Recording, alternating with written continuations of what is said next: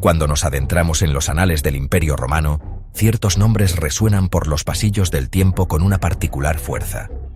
Julio César conquista Augusto, gobierno Trajano, épocas doradas. Sin embargo, hay otros nombres que evocan imágenes oscuras complejas fascinantes, entre ellos Calígula. Calígula, sinónimo de tiranía, locura, libertinaje. Fue el tercer emperador de Roma, un joven que ascendió al trono en medio de gran esperanza y celebración, solo para dejar un legado tan manchado por la controversia. Separar los hechos históricos de la ficción sensacionalista sigue siendo un desafío formidable para los historiadores hasta el día de hoy. Entender a Calígula es entender la fragilidad del poder absoluto. Nuestra historia comienza en las primeras décadas del siglo I en este día, el 12 de septiembre del año 2025. Retrocedemos casi 2 milenios a un imperio que había pasado recientemente de una república a un principado bajo Augusto. La dinastía Julio-Claudia, la familia a la que pertenecía Calígula, ambición, intriga, derramamiento de sangre. El poder se consolidó dentro de una sola familia, y la sucesión era a menudo cuestión de vida o muerte. El niño que se convertiría en uno de los emperadores más infames de Roma nació en el corazón de la familia imperial el 31 de agosto del año 12 después de Cristo. Su nombre de pila era Gayo, un praenomen romano común. Su padre era Germánico, un general querido y respetado. Su madre era Agripina, la mayor nieta del emperador Augusto. Este prestigioso linaje lo puso en la línea de sucesión, una posición que era tanto un privilegio como un peligro. Desde su nacimiento fue un peón en la política dinástica. El apodo Calígula llegó en su infancia. Germánico estaba a menudo en campaña con sus legiones, particularmente a lo largo de la frontera del Rin. Agripina y sus hijos lo acompañaban con frecuencia, ganándose el cariño de los soldados. Los legionarios lo vieron corretear por el campamento vestido como soldado en miniatura, pequeñas botas militares, Caligae. Cariñosamente lo apodaron Calígula, que significa botita. Un apodo entrañable en su juventud que llegó a detestar de adulto, pero que perduró. La imagen idílica fue destrozada. En Roma, bajo Tiberio, el clima político era traicionero. Germánico murió en Siria en el año 19, muchos sospecharon envenenamiento por orden de Tiberio. El 16 de marzo del 37 después de Cristo, el largo y sombrío reinado de Tiberio finalmente llegó a su fin. El emperador murió a la edad de 77 años, y la noticia fue recibida con alivio y júbilo en todo el imperio. En su testamento, Tiberio había nombrado a Calígula y a su joven nieto, Tiberio Gemelo, como herederos conjuntos. Con apoyo del prefecto pretoriano Macro, Calígula consiguió que el Senado anulara el testamento. Fue declarado el único emperador de Roma, y con solo 24 años, tenía el destino del mundo conocido en sus manos. Su ascenso fue recibido con un entusiasmo público abrumador. Los primeros meses fueron un soplo de aire fresco tras el miedo de Tiberio. Era el hijo del amado Germánico. La gente proyectó esperanzas en él. Comenzó con medidas populares: bonificaciones a la guardia pretoriana, destruir papeles de traición, fin de los juicios por traición y el regreso de exiliados políticos. Organizó espectáculos lujosos, carreras de carros y juegos de gladiadores. Ganó inmensa popularidad. Parecía amanecer una edad de oro y fue aclamado como un salvador. Mostró respeto por familiares fallecidos. Viajó a las islas para recoger las cenizas de su madre y hermano. El momento clave en el reinado de Calígula parece haber sido en octubre del año 37 después de Cristo, solo unos meses después de que se convirtiera en emperador. Cayó gravemente enfermo, con lo que las fuentes antiguas describen como una fiebre cerebral. Todo el imperio contuvo la respiración, rezando por la recuperación de su joven y popular líder. Aunque finalmente se recuperó físicamente, muchos historiadores, tanto antiguos como modernos, creen que algo dentro de él cambió fundamentalmente. Cuando salió de su enfermedad, el gobernante benévolo y prometedor empezó a desaparecer. Fue reemplazado por un autócrata cada vez más arrogante, impredecible y cruel. Su estilo de gobierno dio un giro brusco y aterrador. Una de las primeras señales de este cambio fue el trato que dio a sus allegados. Obligó a su suegro, Marco Junio Silano, a suicidarse. Ordenó la ejecución de su coheredero e hijo adoptivo, Tiberio Gemelo, bajo dudosas acusaciones de conspiración. Incluso hizo que el prefecto pretoriano, Macro, fuera destituido de su cargo y ejecutado. Estas acciones enviaron un mensaje escalofriante: nadie estaba a salvo. su relación con el Senado se deterioró rápidamente. Donde inicialmente había mostrado respeto por la institución, ahora trataba a los senadores con abierto desprecio y humillación. Se burlaba de ellos. Exigía que se postraran ante él. Los hacía correr kilómetros junto a su carro. Restableció los juicios por traición que una vez había abolido, no por razones de seguridad del Estado, sino como una herramienta para eliminar rivales políticos y, lo que es más importante, para confiscar sus vastas fortunas. El gasto derrochador del emperador había agotado el tesoro romano y ahora recurría a la extorsión y al asesinato judicial para rellenar sus arcas. A pesar de su fama de loco y cruel, el reinado de Calígula no estuvo exento de cosas buenas. Como muchos emperadores romanos, él entendía que las grandes obras públicas eran una forma de mostrar poder, dar trabajo, dejar una marca. Él empezó varios proyectos grandes, algunos útiles, y otros solo para su propia gloria.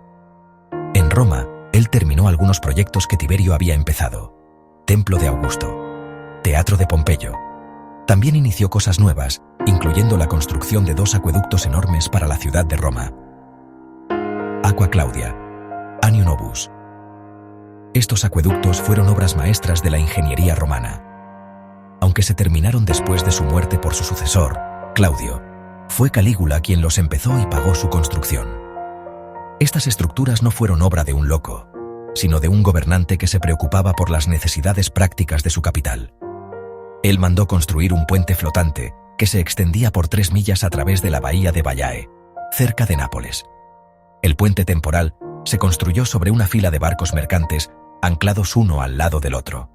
Durante 2 días, Calígula, vestido con lo que él decía que era la armadura de Alejandro Magno, cabalgó de un lado a otro del puente, acompañado por sus soldados.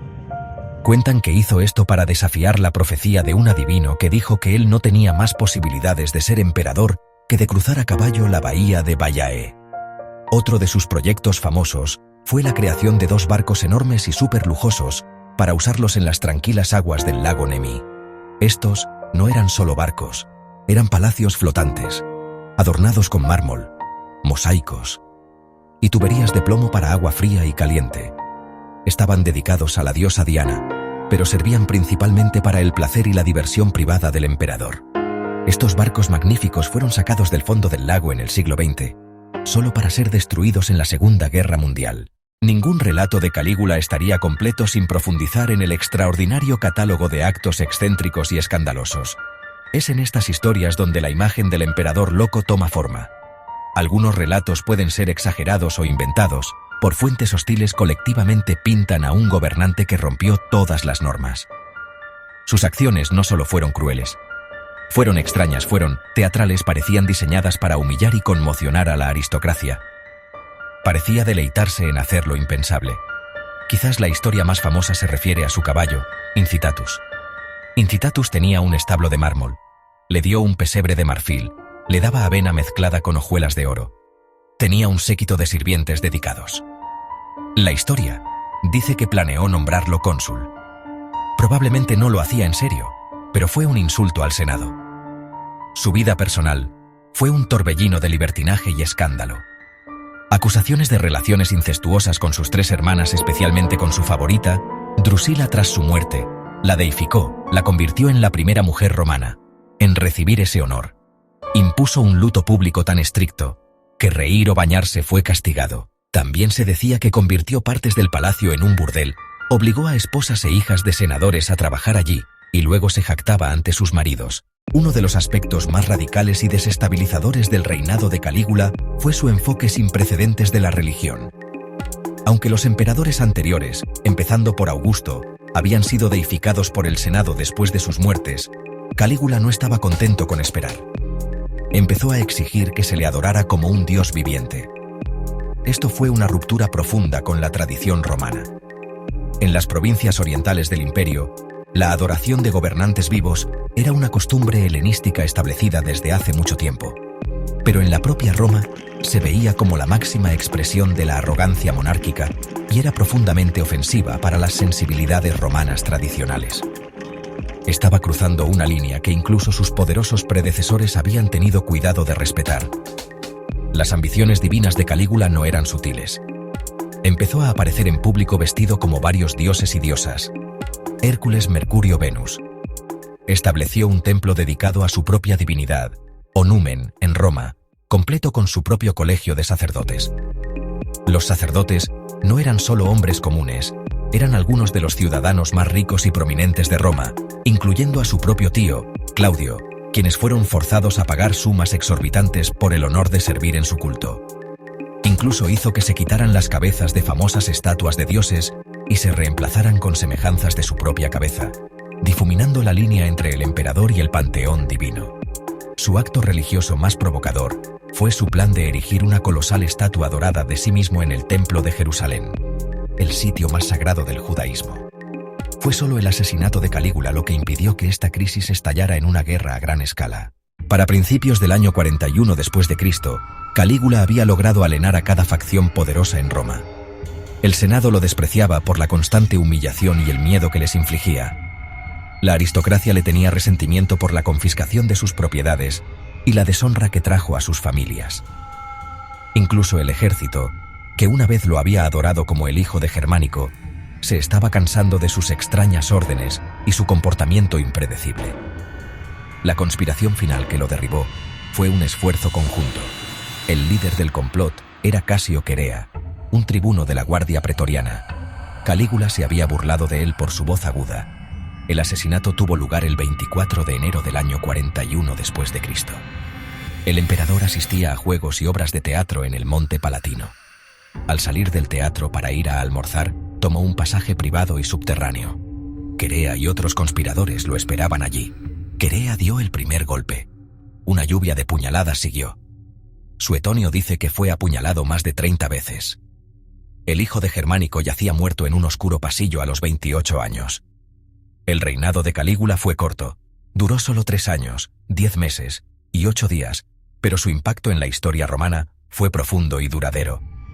Justo después de su muerte, el Senado ordenó una damnatio memoriae. El legado de Calígula es, antes que nada, una lección sobre cómo el poder absoluto puede corromper. Su reinado demostró lo vulnerable que era este sistema al carácter personal del emperador. Y el nombramiento posterior de Claudio por la Guardia Pretoriana eran los verdaderos creadores de reyes en el Imperio Romano.